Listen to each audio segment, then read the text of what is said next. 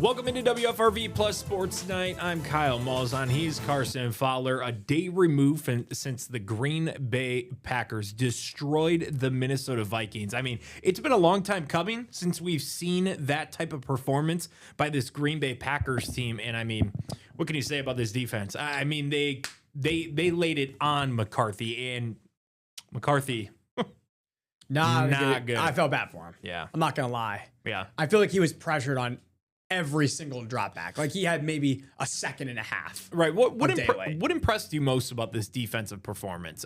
You want me to go first? I'll say, yeah, sure. What impressed me is that they dictated how things went in the game. And it's been a long time. You go back to probably the season opener, or maybe the Commanders game, of seeing a dominant performance like this where, okay, you see all the pieces kind of come together. Special teams actually had a fantastic play, which is pretty rare in Green Bay. The offense worked, did enough, and the defense dominated. And that was the most impressive thing, is that they dictated the game. Yeah, Kyle, I think for me, this was the first time we'd seen since probably week 1 or week 2 where all 11 guys were flying to the football. And I think the play that kind of jump-started the day was Isaiah McDuffie's huge hit on TJ Hockenson. I mean, he laid the wood on him, man. Set the tone for how that game was going to go. And, man, it was a physical football game. I mean, they were coming after the Vikings on every single possession. Yeah, Xavier McKinney told us earlier in the week that, look, turnovers are going to come. He's like, turnovers are going to come. He promised it. He said, I'd get in front of the mic when they do. And, and they did. And they did. And they did in a big way. I mean, Isaiah McDuffie, you mentioned his name, his first interception of his career. Really cool stuff from him. Yeah. And then Evan Williams told us in the locker room, he's like, I don't know if I'm ever going to get a gift like that again, because it was right in his hands. Might as well have just dropped it in the breadbasket. And how good was that skull chant? How good was that when the Packers just trolled the Minnesota Vikings fans? And if you look at some pictures and videos that you know have been floating around the internet, it's all these Packers fans doing this. Dude, I got it right here, bro. And then there's just a few Vikings fans that, just a few Vikings fans right in front row center. Just so good, man. Yeah, it's just so good. Love a good border battle, man. What about Micah Parsons? I mean, a monster. King in the North. It's crazy that, I'm not even surprised. No. It's been 5 years since the last time the Packers have had a double-digit sack guy on their roster. The last one being Zadarius Smith, and with what do we have? 6 games to play, and Micah Parsons already has double digits. So 6 games to play. He's on pace for 18. Yeah. Yeah, wait, around. I mean, he had 16, 2. 18? Let's just say he gets 2 a game. He had 2 versus Minnesota, even 1.5. You're looking at 12 more, maybe 10, 8 more. I mean, yeah. Nonetheless, I mean that. Just think about the delta in skill between a guy like Zadarius Smith, who was a very talented player and still is, versus a guy like Micah Parsons. Yeah. I mean, very much so. So much so. Yeah, very good performance by Micah Parsons, and I just never get the visual out of my mind of this. Sitting up in the press box, Micah Parsons gets a sack. The next play, he's juiced up, amped up, ready to go, and he does this little stunt where he looks like he's going to go through one gap, and then he quickly goes around the other gap, blows by Minnesota center, and quickly sheds off another tackle, and boom, he's right there. Him and Devontae Wyatt. Oh yeah. Just a monster game from him. He's so good at timing up his run. Yeah. Very finesse. When the offense snaps the football. Yeah. It's very Myles Garrett-esque, which I think is that's the strategy nowadays for defensive end, coming off the ball as fast as possible, getting that half-second start so that they're basically just coming off the line and they have no momentum whatsoever to stop you. That was the first time since 2010 that the Packers held Minnesota without a touchdown. So, wow. You know what they did in 2010? Won the Super Bowl. Won Super Bowl 45. And we might be drinking the juice back again, and man. J-Love's 27, and that was Aaron Rodgers won it. That's when Favre won it, and they scored 27 when they win. Yeah. It's weird. It's weird, man. Weird but how it's a good time to be a Green Bay Packers fan. Oh, yeah. I mean, this team, they control their destiny.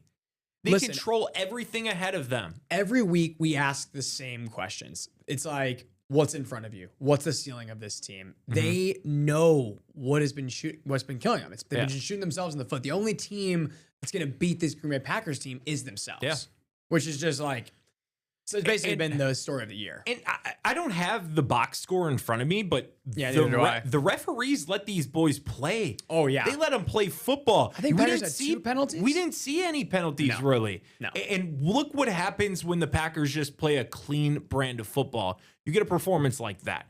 You want to blitz McCarthy? You want to send pressure to him? Let Micah Parsons play football? That's what happens. And this is what we talked about. I feel like either the week before this or the week going into the Eagles game, maybe, I said I wanted to see more blitz packages.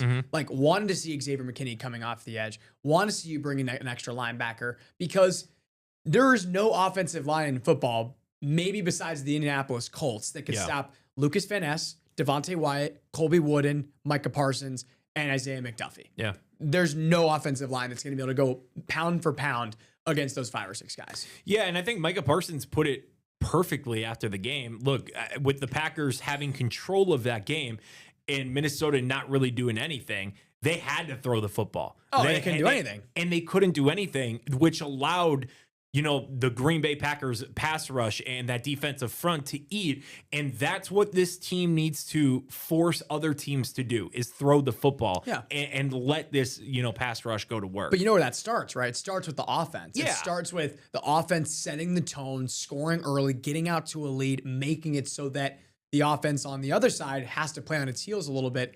And then you unleash the beast that's Micah Parsons. Yeah, it's been a long time since we've seen the Packers score a touchdown on the opening script. They did so last night at Lambeau Field. Really good sign for this Packers team. Let's take a break. We'll come back and talk about the offense. I mean, there's really not much more to say about the Packers defense just dominating. Everybody did their job. They all excelled. Evan Williams came away with a pick. Isaiah McDuffie came away with a pick. They had 10 quarterback hits, 5 sacks. They did their job. But the offense, they were good. Some drives stalled, but they could have been great. True. All right, we'll talk about that on the next side.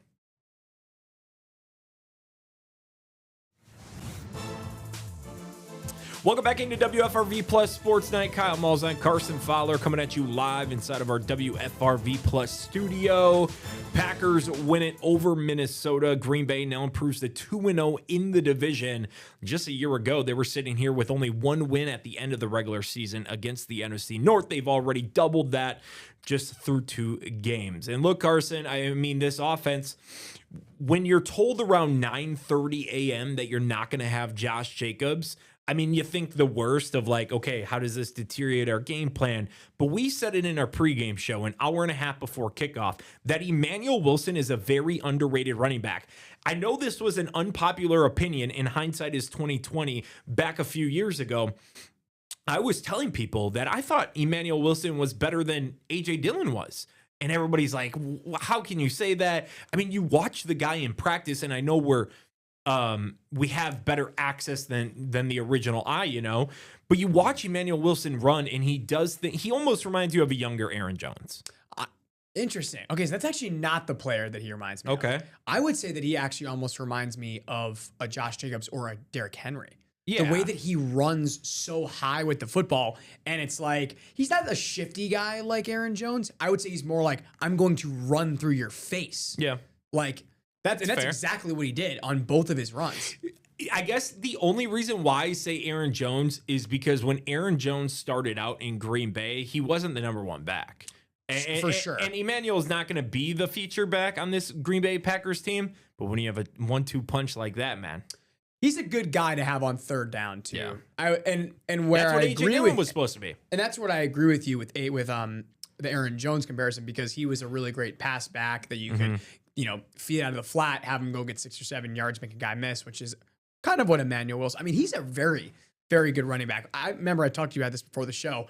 Shout out the Packers scout that found Emmanuel Wilson and said, that's a guy that we don't need to draft because no one knows who he is. And we'll get him as an undrafted free agent. And there's a reason he's been in the system for 3 years now. D2 guy. He's a gritty guy. Dude, Fort Valley State University. Where's it at?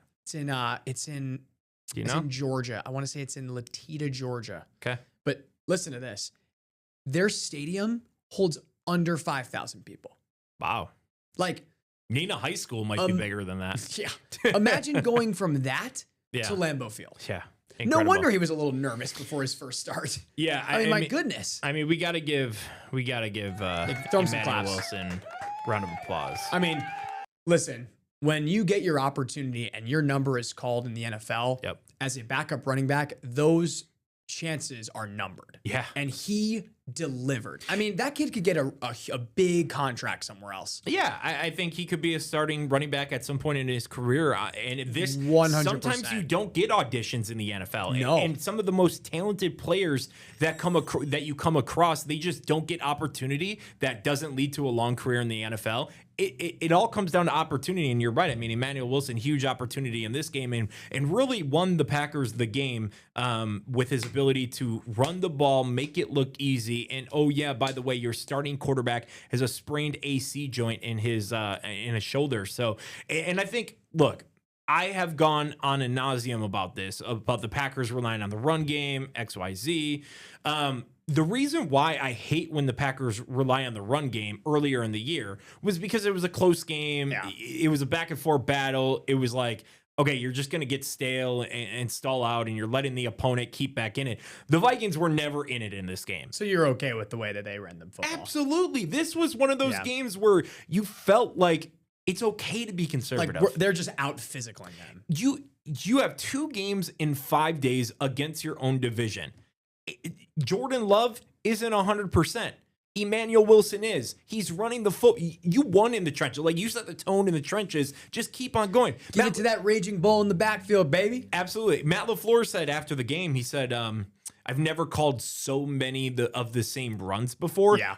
And the Vikings couldn't stop it. Now they stopped it a few times on 3rd down, and late in the game it kind of got sloppy. But here's the thing: like, Minnesota's offense wasn't doing anything. So I like the conservative approach in this game. That can't happen though in Detroit against the Lions. And I want to go back really quick to Jordan Love's AC joint sprain, because I think they are lucky to an extent that that's how the game played out. Because let's just say the Vikings had been able to establish the ground game, and they got up early. Which they did. They did run the ball pretty decent. It was 10-6 at halftime. Yeah. So my concern is, how much are the Packers going to have to throw the ball? How much are they going to want to throw the ball against the Detroit Lions? Yeah. I mean, they've got a pretty good pass rush. Aiden Hutchinson had no sacks in week 1 against the Packers. Yeah. Don't really see that being the case in week 13 now. Right. But a little bit of a concern. I mean, the offensive line has played pretty good, and I don't think it's. Shout out Aaron Banks. I feel like that was one of his better games too. Yeah, he had a good game against New York as well. I was gonna say the last 2 weeks have been pretty good from him. Jordan Moore, his $65 million or how much it was. Not yet, but he's on his way. Well, he's earned his game check the last 2 weeks. Play your best ball at the end of the year in all those first half, bad nightmares. It'll get glossed over. Browns, Panthers. But Jordan Morgan's got to step it up. That's a whole nother conversation. But let's talk about now they got positive. Anthony Belton. Now they got Anthony Belton. That is true. Which is a big boy. Oh, dude, he's huge. What is he, like 360? Dude, he's like 365, like 6'5". And he's pretty mobile too. Yeah. He'll toss guys around.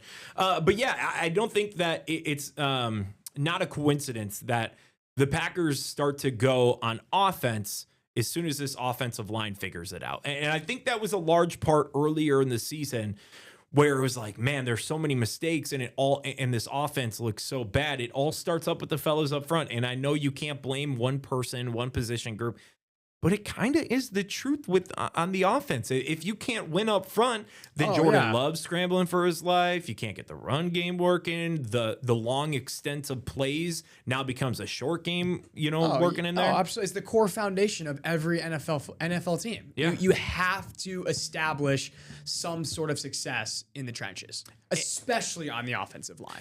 And give Sean Ryan credit too. Hey, for a guy that has not played that position for so much of this year, and I remember he did do some practice work at center in training camp, to have to learn all of those cadences and all the formations in a week span. Yeah. It's pretty difficult to do when you also have already learned everything he was right guard, if I'm not mistaken, and now he's center. Yeah.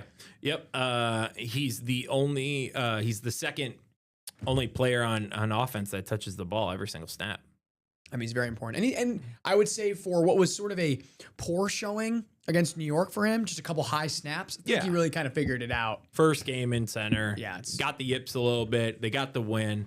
Now the Packers will try to get the win against Detroit. And Detroit's coming off a really hard fought battle where they put up 34 to 27 in overtime. And they needed 219 yards from Jahmyr Gibbs. I know. Jahmyr Gibbs went off, man. I'm a little nervous about Jahmyr Gibbs. Yeah, I am too. There's a lot of guys to be nervous about on the Detroit Lions. Look, short week, 2 games in 5 days. Let's take a break, and then we'll talk about the Detroit Lions when we come back on WFRV Plus Sports Night.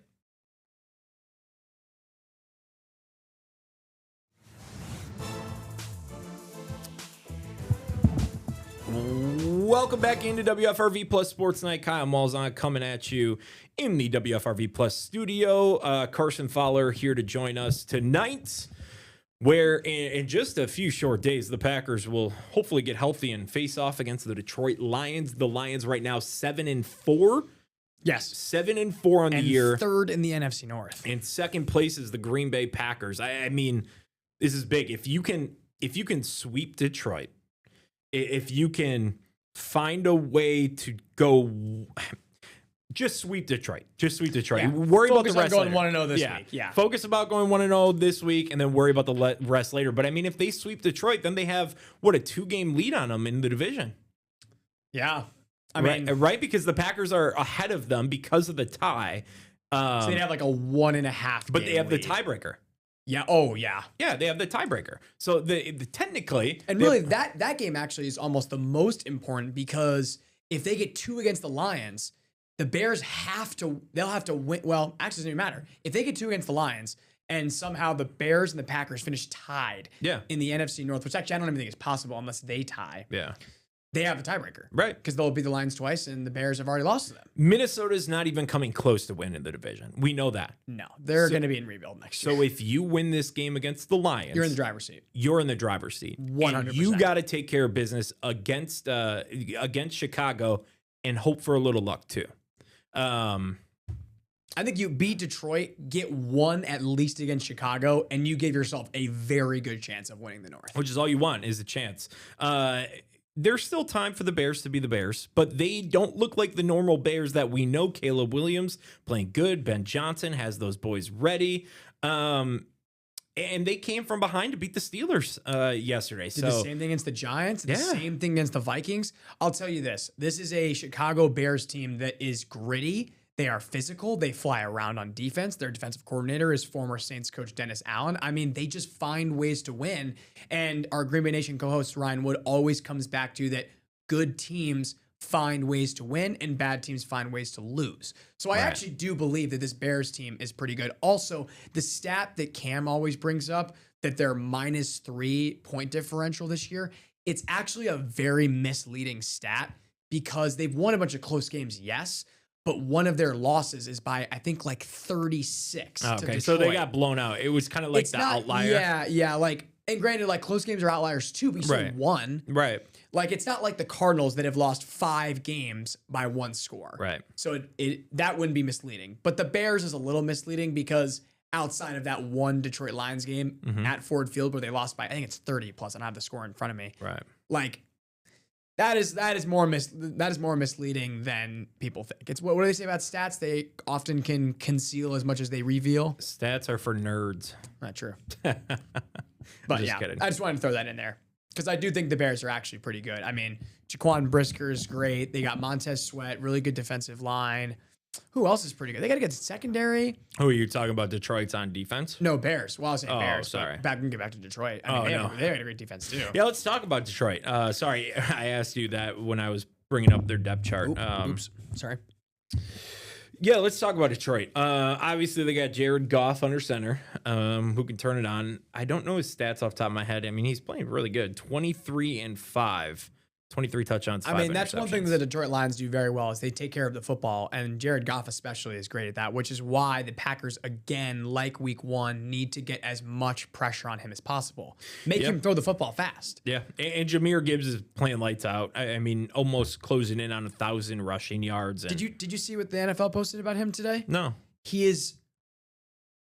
I think he has 44 touchdowns before turning 24 years old. Wow. His company is Jim Brown, Emmitt Smith, Barry Sanders, and one other guy. I can't remember. Maybe Walter Payton or Could something be. like that. But he's literally like one of 5 players to have 44 touchdowns before the age of 24. He's 23 years old. Wow. Dude, isn't that insane? It seems like he's older than that. I think he was only drafted 2 years ago out of Alabama. Yeah, it just seems like he's older than that. Yeah. Yeah, they got Jahmyr Gibbs, then they got Amon-Ra St. Brown, Jamison Williams. Don't forget they have David Montgomery too. Yeah, so they have a 1-2 tandem. It's Sonic and Knuckles. I don't know why, and going a little off topic, I don't know why the Bears got rid of him. I don't think they wanted to pay him a lot. Gotcha. And then I think they ended up getting DeAndre Swift on like a pretty decent deal. It was like a 1-for-1 swap. Yeah. Almost like, in free agency Kind type of like, deal. save a buck here. Yeah. I think it's also like the running back position, unless you're like top 3 at it, you really shouldn't be paying a premium. Right. Because they're so interchangeable. But I would say like Jahmyr Gibbs is going to get paid. Yeah. And going back to this game, I don't think, and this is just my gut feeling, I don't think we'll see the kind of blowout that we saw in week 1. No, absolutely not. No. I mean, this is going to be a shootout, I think. Yeah. What are we looking at in here? Obviously, a talking point is you lose Keyshawn Nixon. Is he going to play on Thursday? I'm not too sure. I Because remember the Packers put out their injury report. Now it's all, what's the terminology that they use? An estimation of what they would have done today had they practiced. They did not. They went through a walkthrough. Keyshawn Nixon would not have practiced. Now, that doesn't really, that's not the end all be all to things. And we'll see what happens with Keyshawn. Did you see the injury? Like, I know that he was chasing Justin Jefferson out of bounds, but I didn't see anything bit more than that. So basically, he ran into the sidelines, and Devontae Wyatt is just standing there like a brick wall.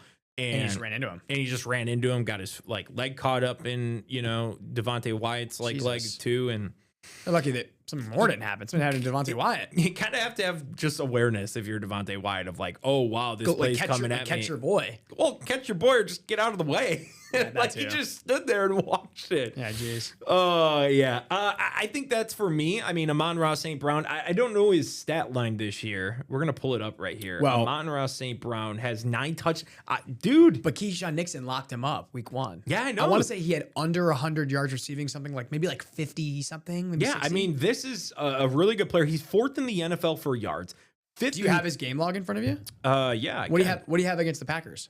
I don't remember his name ever being called. He had 4 catches on 6 targets for 45 yards. Oh, yeah, that's great. Yeah. But I mean, Amon-Ra St. Brown, since that week 1 meeting, I mean, he's 5th in the NFL with 75 receptions, 4th in the NFL for 884 receiving yards. Christ. And then 2nd with 9 touchdowns.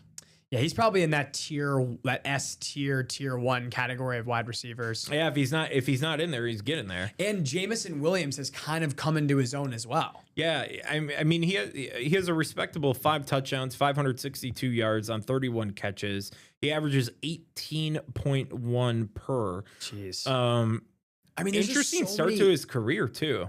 Yeah, he had one really good year. He was bad his rookie year. He had one decent year, and then last year he was very good. Yeah, and that's how he inked that big contract. Yeah, and then he was suspended, wasn't he? That sounds right. But the thing is, the Detroit Lions OC John Morton, he just has so many guys to play around with. Like even with Sam Laporta out on IR, they still have Gibbs, they still have Montgomery, they still have Amon-Ra St. Brown, they have Jamison Williams. I mean, it's like. You just can't stop all those guys. Yeah. And Aiden Hutchinson has 8.5 sacks. Wow. That's a lot. Yeah. That puts him like top 10 in the NFL. Yeah. And isn't this off of a major injury as well? Yeah, I think he broke his leg last year, if I'm not mistaken. Yeah, he broke his leg last year. Which is awful. He only played 5 games last year. Yep. How many sacks did he have last year? 7.5 through 5 games. He was off to a stellar start. Wow, he could have been Defensive Player of the Year. Yeah. Yep. Okay, so this is a big test for not only Green Bay's corners. Now, do you trust Carrington Valentine? He played I'll say he played well against Minnesota, but Minnesota's quarterback. He couldn't do anything. Yeah, he had a concussion. He played well against the Eagles, though. Yeah. So do you think if Keyshawn can't go, are you confident with Carrington Valentine taking the load on the outside?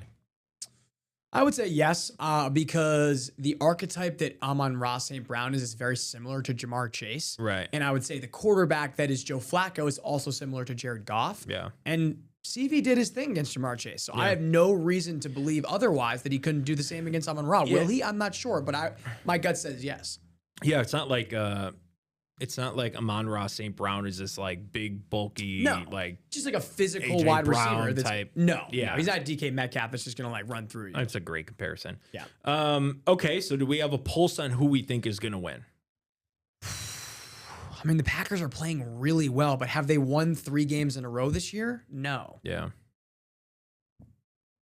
I don't know, but they always rise to the occasion. Like in these big games, they always do. Now they're gonna be in Detroit. Haven't they not lost on the road this year yet, though? Have they not lost on the road? I don't think so. Well,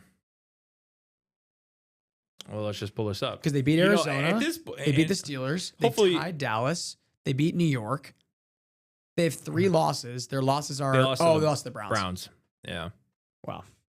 Whatever. That's a 3-point game.